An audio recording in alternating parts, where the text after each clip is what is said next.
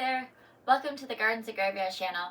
My name is Charisma and today we're meeting in the studio and we're going to sow the very last of our seeds.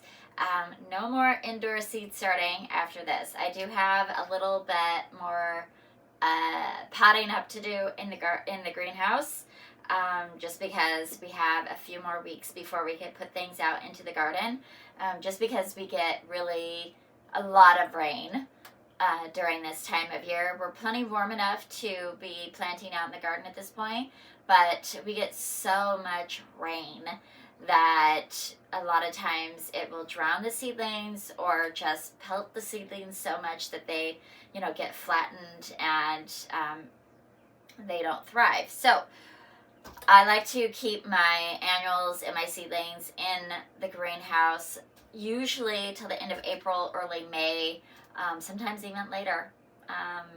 With my warm season annuals, I usually wait until after Mother's Day to put them out into the garden. So that being said, today is our last of the last seed starting, and I mixed up some seedling potting soil mix because I know these are going to be staying in these these seed starting cells until they go out. They'll probably be a little bit full by the time I get them out, but I feel like they'll be out in the next 6 weeks. So, I didn't want to just put them in straight seed starting mix where there's no nutrition and it doesn't hold on to the soil or doesn't hold on to the water as well. So it's about, I would say 80% seedling to 20% potting mix, just to hold on to a little bit more moisture and give it a little bit of nutrition, even though once they get true leaves, I'll be fertilizing them anyways.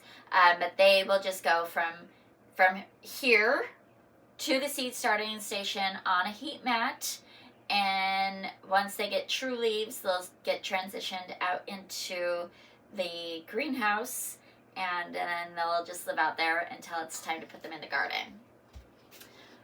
So let me talk about what I'm planting today. The first thing I'm going to plant are these tomatoes. These are Orange Hat. This was a free gift from Baker Creek.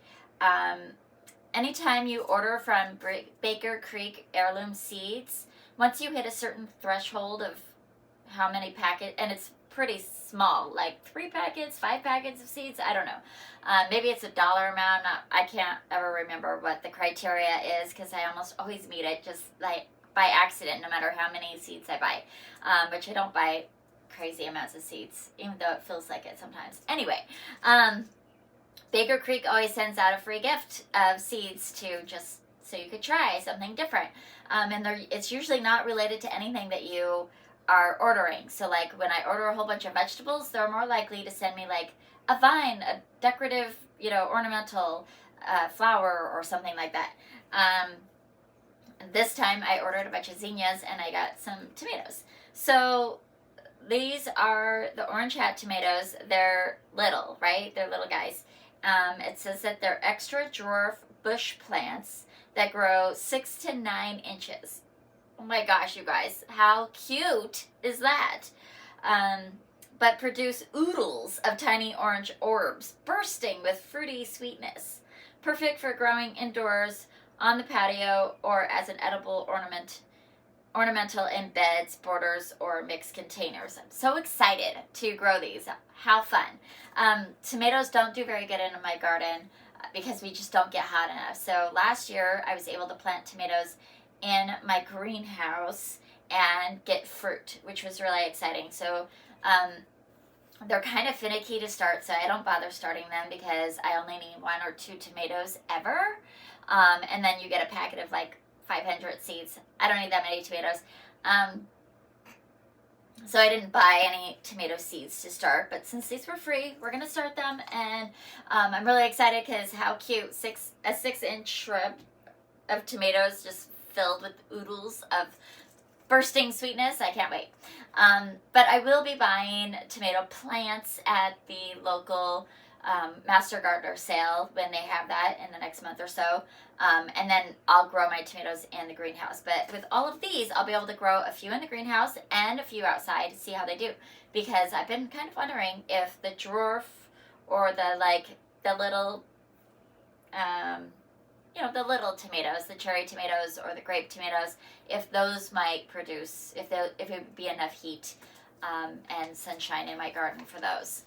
So now we get to experiment. These want to just be 1/8 of an inch in the soil, so I made a little bit of a divot in each one of these cells, and I'm just gonna do all of these. So I think that's 18, 18, which is like way more than I'll ever need, but I'll give a couple to some friends and family if they all come up. I'm gonna maybe put some in some containers around the garden and just kind of experiment with different areas of the garden to see if I could grow tomatoes in areas I haven't tried yet. So let's just go ahead and do this real quick. Tomato seeds are very tiny. They do a lot better with bottom heat. So I've been waiting to have a space in my seed starting station that I could put a heat mat down. And the other plants that we're going to be planting in here don't necessarily need heat mats, but they won't suffer for it either. So we're just going to go with it.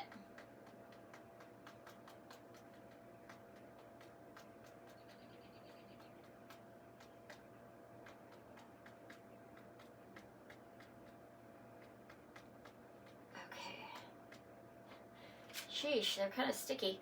Well, there's still at least that many left, so if they're successful, we'll do more next year. I'm going to go ahead and cover these up, put a label on them, and then we'll move into the next.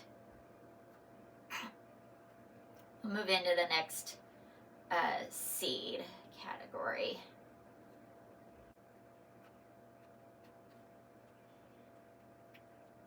Okay.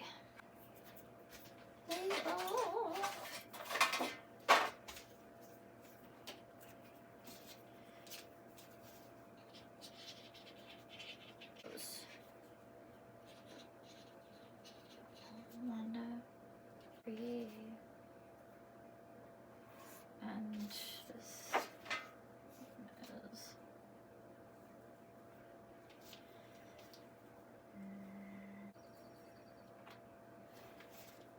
Alright, so the next one that I'm going to sow are these primrose. This is Wanda Mixed Colors Primula. I'm really excited to grow these.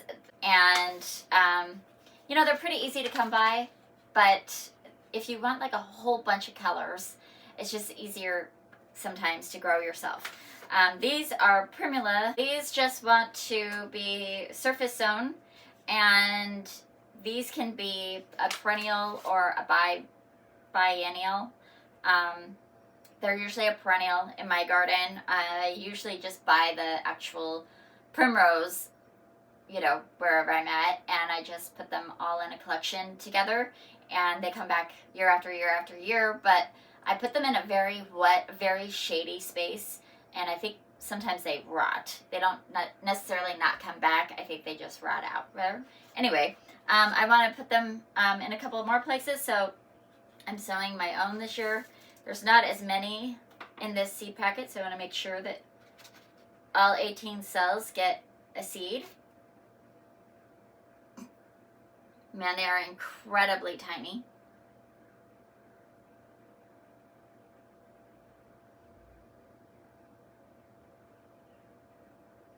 Smaller than a grain of salt.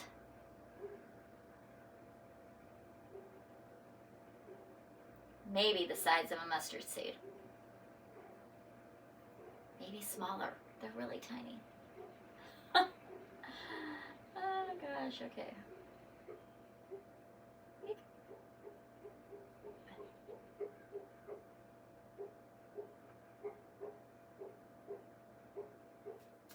Okay, now the last one that I'm going to sow is the Maverick White geranium, and I've never grown geranium from seed. I usually, again, just pick them up. Would like to maybe add them into a couple of other areas in the garden, so hopefully we can have enough to do that. Oh my goodness, you know they're tiny when they come in the paper packet, the plastic packet, and then a little teeny tiny wax paper packet. Eek. All right, so I'm hoping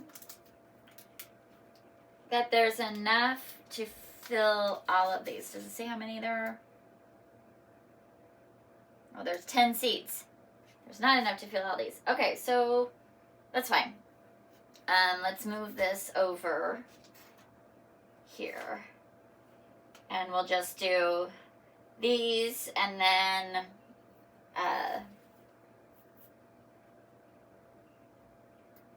we'll do this.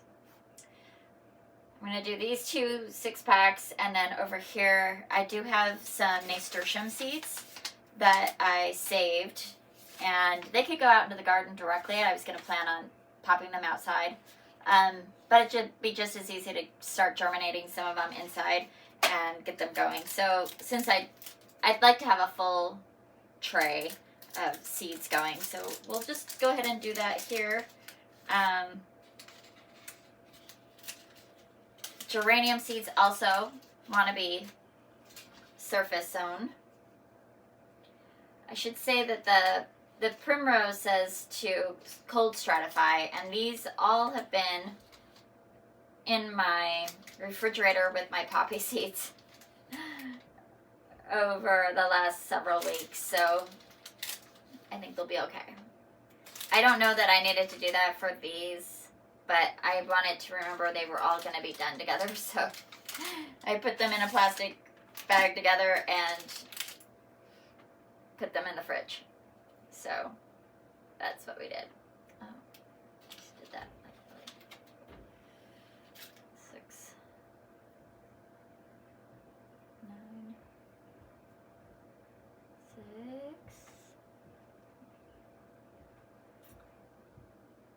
There was 11. But there wasn't 12. Okay. Well, that's fine. Again, I'm just gonna kind of press them into the soil so they don't go anywhere.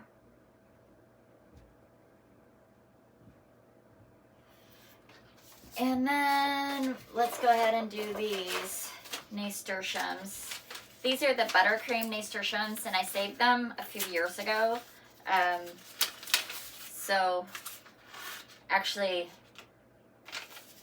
putting them in some soil here is probably a good idea, because then I can really see if they want to come up.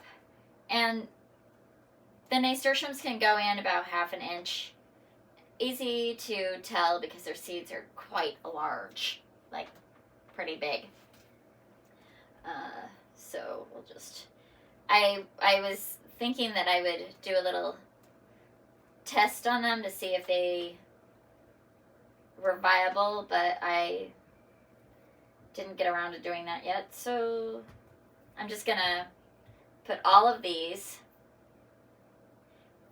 in here. Oops. It's only 1, 2, 3, 4, 5 with 2 seeds in it, so you know, I didn't overseed that much. Like I said, they can go about 1/2 inch down. I don't know, I just kind of poke my finger in and they always come up.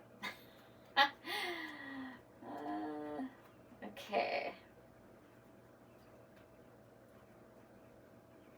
Great. Now I don't have to think about where am I going to test these seeds out. And I could just put them exactly where I want them if they all come up. Because they are like this buttery cream color, I'm a little bit more picky about where they go. I mean, I need another, all the labels, all the places. So, okay. This is nasturtium.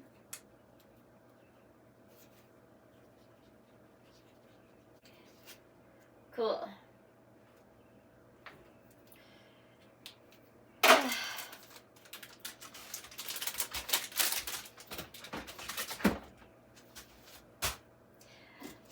Okay, so then I'm going to cover these with vermiculite somewhere. Oh. And I like to cover all my seeds with vermiculite because it helps with preventing any fungal diseases. The seeds that want to be buried, we could put a little bit more vermiculite on. The seeds that want to be surface sown, I just barely cover the surface with it. And that way, this is the barely cover. This is so I don't actually put them underneath the soil. I just put them under the vermiculite so that they have plenty of light germination. And the other ones I could put a little heavier.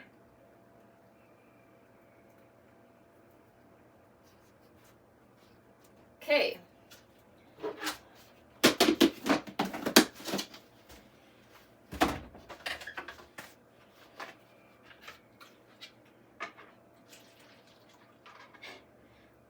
Well, I should have enough water, but I'm out of water in my watering can.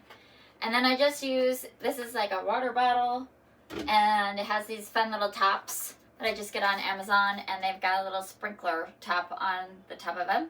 And they're really nice and gentle that I could water my seeds in without dislodging the seed.